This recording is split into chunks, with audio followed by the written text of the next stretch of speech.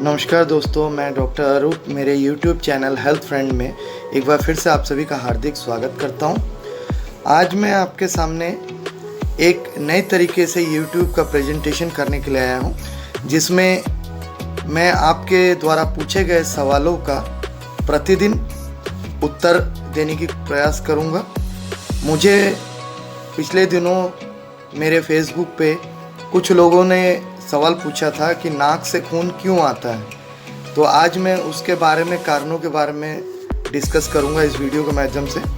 ये video start करूं, अगर आपने मेरा चैनल अभी तक सब्सक्राइब नहीं किया है तो कृपया सबसे पहले तो इसे सब्सक्राइब करें, और अगर मेरे वीडियो को देखकर आपको अच्छा लगता है तो इसे लाइक ज़रूर दीजिए और ज़्यादा से ज़्यादा लोगों के बीच में मेरे जानकारी को वीडियो के माध्यम से इसको शेयर करने की कोशिश कीजिए।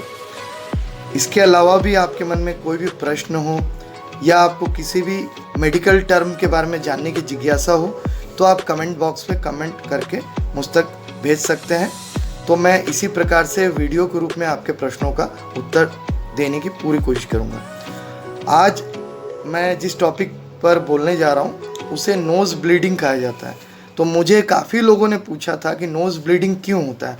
अक्सर देखा जाता है शिशु अवस्था में 5 से 10 साल के बच्चे लोगों के कभी अचानक घर में रहते ही नाक से खून आ गया अचानक, और कई बार ये 30 to 50 इयर्स के एज ग्रुप के एडल्ट को भी काम करते करते किसी ऑफिस में गए या कहीं बाहर आउटसाइड घर के बाहर काम कर रहे हैं तो अचानक नाक से खून आता है। तो किन कारणों के ऊपर हमें ध्यान देना चाहिए और किन कारणों से नाक से खून आता है उसके बारे में मैं कुछ जानकारी दूंगा। तो सबसे कॉमन कारण है नोज़ प्रिकिंग।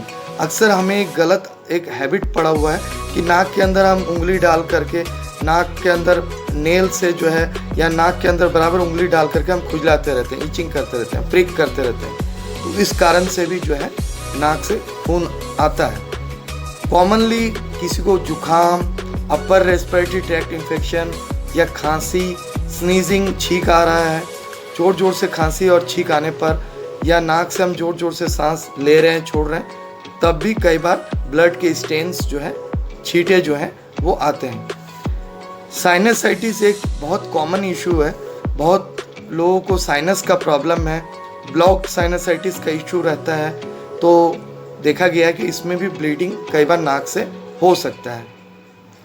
कई बार बहुत ज़ोर से सांस ले रहे हैं नाक से, ऐसे करके हम जब जोर जोर से ब्लो करते रहेंगे बहुत फ्रीक्वेंटली, तो कई बार जोर से ब्लो होने की वजह से हमारे नेज़ल्स में, कैविटीज़ में प्रेशराइज होकर के भी कई बार ब्लड के स्टेन्स जो है, छींटे आ सकते हैं। कई बार हम कोई नुकीले चीज़ को या पेंसिल आदि को नाक के अंदर डाल लेते हैं। अक्सर ये बच्चे ऐसा करते हैं, तब भी चोट लगने की वजह से, इंजरी की वजह से भी नाक से खून आ सकता है। कई बार कोई मेजर एक्सीडेंट हो गया, बाइक में जा रहे थे या गाड़ी में जा रहे थे, फेस में चोट पहुंच गया या नाक में चोट पहुंच गया, तब भी ब्लीडिंग आता है।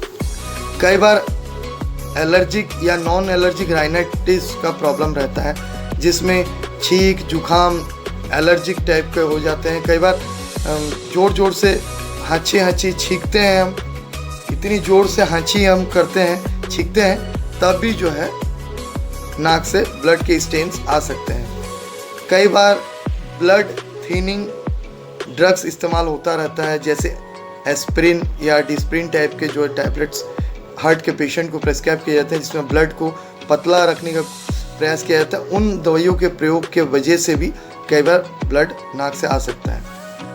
कोकेन आदि ड्रग्स किसी इंसान को नाक से इनहेल करने की एक नशे की प्रवृत्ति रहती है। जो लोग इस तरह की गलत प्रवृत्ति के शिकार हैं, मैं उनसे इस वीडियो के माध्यम से ये विनती करूंगा कि सबसे पहले हम उन चीज़ों को तुरंत छोड़ दें, क्योंकि इन कारणों से भी नाक से खून आ सकता है कि कोकेन या किसी अन्य प्रकार के ड्रग्स को आप नाक से सूंघ रहे हैं।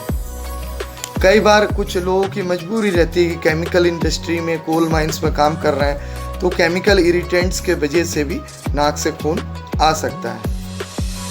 हाई अल्टीट्यूड में हमारे सेना के लोग, डिफेंस के लोग जो है हाई अल्टीट्यूड में, ऊंची जगह पर, पहाड़ पर्वतों में देश की सुरक्षा कर रहे हैं, वहाँ ऑक्सीजन का लेवल कम होता है।